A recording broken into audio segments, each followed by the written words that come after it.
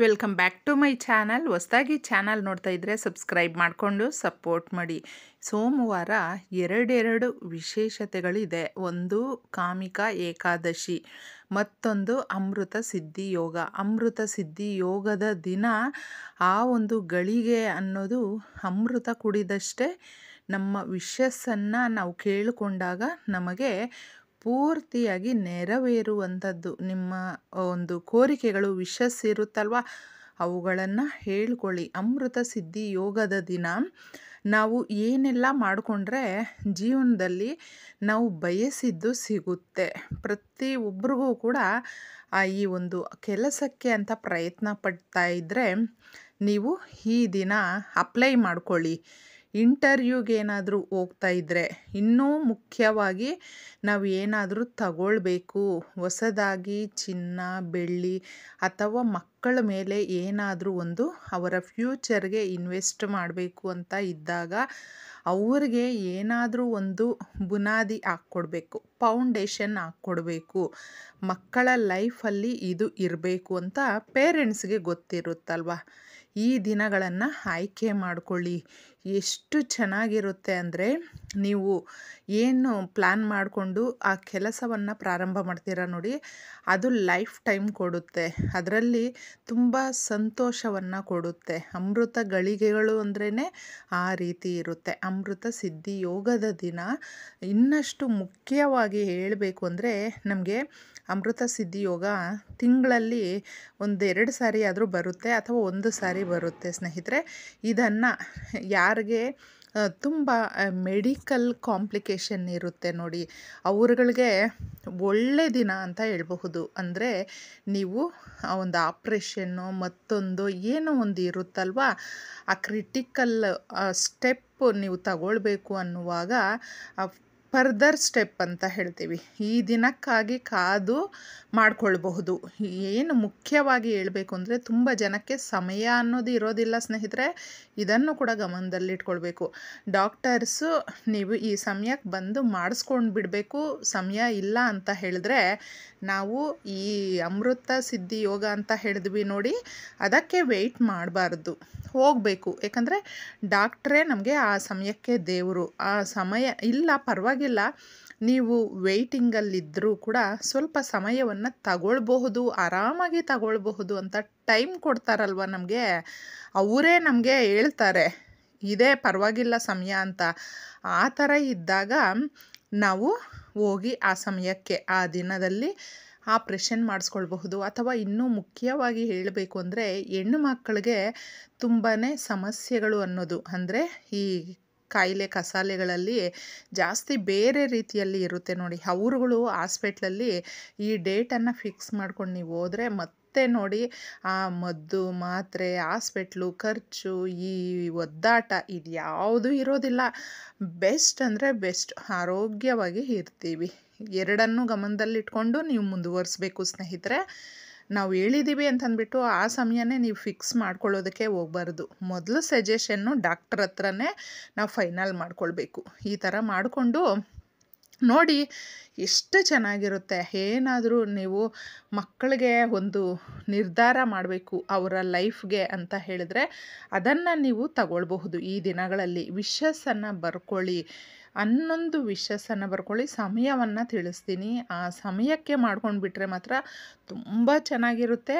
ನೀವು ಈ ದಿನ ಪೂರ್ತಿ ಕೂಡ ನಮಗೆ ಅಮೃತ ಸಿದ್ಧಿ ಯೋಗ ಆ ಗಳಿಗೆಗಳು ಇದ್ದೇ ಇರುತ್ತೆ. ಕಾಮಿಕ ಏಕಾದಶಿ ಬೇರೆ ಸ್ನೇಹಿತರೆ. ಏಕಾದಶಿ ಅಂದಾಗ ಕಲಿಯುಗದ ಭಗವಂತ ಶ್ರೀಮನ್ನಾರಾಯಣ ಆ ಸ್ವಾಮಿಯನ್ನು ನಾವು ನಮ್ಮ ಸಮಸ್ಯೆಗಳನ್ನು ಹೇಳಿಕೊಂಡಾಗ ಆ ಕಷ್ಟಗಳನ್ನು ತೀರಿಸುವ ಹಾಗೂ ಆ ಮಾರ್ಗವನ್ನು ನಮಗೆ ಸೂಚಿಸ್ತಾನೆ ತಂದೆ. ಈ ದಾರಿಯಲ್ಲ, ಈ ದಾರಿನ ಆಯ್ಕೆ ಮಾಡ್ಕೊಳ್ಳಿ ಅಂತಂದ್ಬಿಟ್ಟು ಒಂದು ಹಿಂಟ್ ಅನ್ನೋದು ನಮಗೆ ಸಿಗುತ್ತೆ. ಅದನ್ನು ಸೂಕ್ಷ್ಮವಾಗಿ ನಾವು ಗಮನಿಸಬೇಕು. ಈ ಪ್ರಯತ್ನಗಳನ್ನು ಪಟ್ಕೊಳ್ಳಿ. ಅಂದರೆ ಈ ದಿನ ವಿಶಸ್ಸನ್ನು 11 ನೀವು ಬರ್ಕೊಳ್ಳಿ.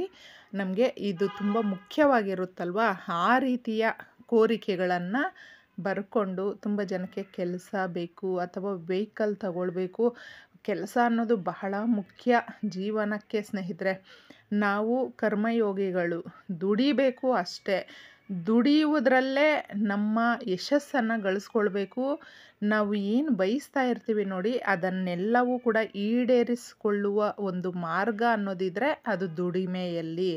ದುಡಿಮೆ ಅನ್ನೋದು ಬಹಳ ಮುಖ್ಯವಾಗಿರುತ್ತೆ. ಯಾಕಂದರೆ ನಾವು ದುಡಿದಾಗ ಏನೇ ಒಂದು ಕೇಳಿಕೊಂಡ್ರೂ ಕೂಡ ಅದು ಸಕ್ಸಸ್ ಆಗುತ್ತೆ. ಸುಮ್ಮನೆ ಕೂತ್ಕೊಂಡು ನಾವು ಕೇಳೋಕ್ಕೆಲ್ಲ ಹೋದರೆ ಅದು ಯಾವುದೇ ರೀತಿಯಲ್ಲೂ ಕೂಡ ಫಲ ಅನ್ನೋದು ಸಿಗೋದಿಲ್ಲ.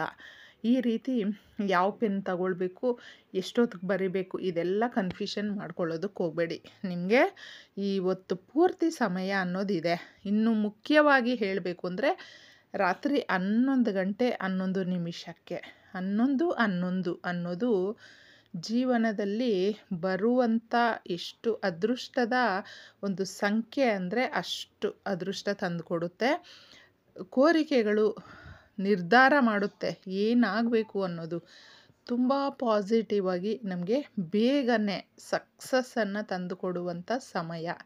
ಆ ಸಮಯಕ್ಕೂ ಬರ್ಕೊಳ್ಬಹುದು. ಇಲ್ಲ ಅಂದರೆ ತುಂಬ ಜನಕ್ಕೆ ನಾವು ಬೆಳಗ್ಗೆಯಿಂದ ದುಡ್ದಿರ್ತೀವಿ, ನಿದ್ದೆ ಮಾಡಿದ್ರೆ ಸಾಕು ಅನ್ನೋ ಥರ ಇದ್ದರೆ ಪಾಪ ವೆಯ್ಟ್ ಮಾಡೋದಕ್ಕಾಗೋದಿಲ್ಲ.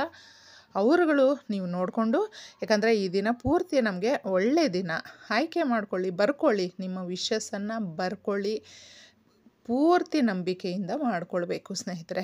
ಏನೋ ಸಿಕ್ಕಿದೆ ನೋಡೋಣ, ಒಂದು ಚಾನ್ಸು ಆಗುತ್ತೇನೋ ಅಂತಂದ್ಬಿಟ್ಟು ಮಾಡೋಕ್ಕೆ ಹೋಗಬೇಡಿ. ನಾವು ಇದನ್ನು ಮಾಡ್ತಾಯಿದ್ದೀವಿ ಅಂದರೆ ನಮ್ಮ ಇಷ್ಟ ದೇವರು, ಭಗವಂತನು, ಪ್ರಕೃತಿ ಎಲ್ಲವೂ ಸಹಾಯಕ್ಕೆ ಬರುತ್ತೆ. ನಂಬಿಕೆ ಇದ್ದಾಗ ಕೇಳಿಕೊಂಡು ಕೋರಿಕೆಗಳನ್ನು. ತುಂಬ ಜನಕ್ಕೆ ಮಕ್ಕಳಿಗೆ ಮದುವೆ ಆಗಬೇಕು ಅಥವಾ ಮಕ್ಕಳಿಗೆ ಕೆಲಸ ಸಿಗಬೇಕು, ಮನೆ ಕಟ್ಟಬೇಕು, ಸಾಲ ತೀರಿಸ್ಬೇಕು, ಇಲ್ಲಂದರೆ ಸಾಲ ವಾಪಸ್ ಬರಬೇಕು, ಈ ರೀತಿ ಮುಖ್ಯವಾಗಿರುತ್ತಲ್ವ, ಆ ಕೋರಿಕೆಗಳನ್ನು ಕೇಳ್ಕೊಳ್ಳಿ. ದಿನನಿತ್ಯದಲ್ಲಿ ಬರುವಂಥ ಸಮಸ್ಯೆಗಳಾಗಿರಬಹುದು, ದಿನನಿತ್ಯದಲ್ಲಿ ಬರುವಂಥ ಕೋರಿಕೆಗಳಾಗಿರಬಹುದು, ಅವುಗಳನ್ನು ಬರ್ಕೊಳ್ಳೋದಕ್ಕೆ ಹೋಗಬೇಡಿ.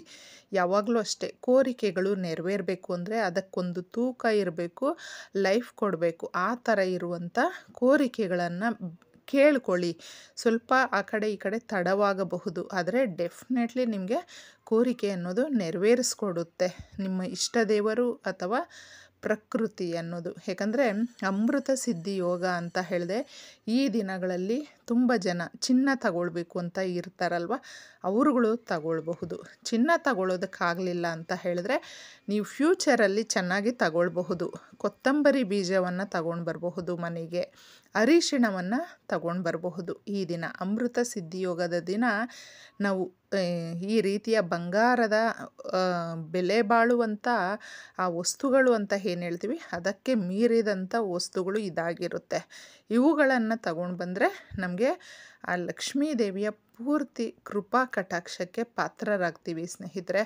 ಮಾಡ್ಕೊಳ್ಳಿ, ಎಲ್ಲವೂ ಒಳ್ಳೆಯದಾಗಲಿ. ಧನ್ಯವಾದಗಳು.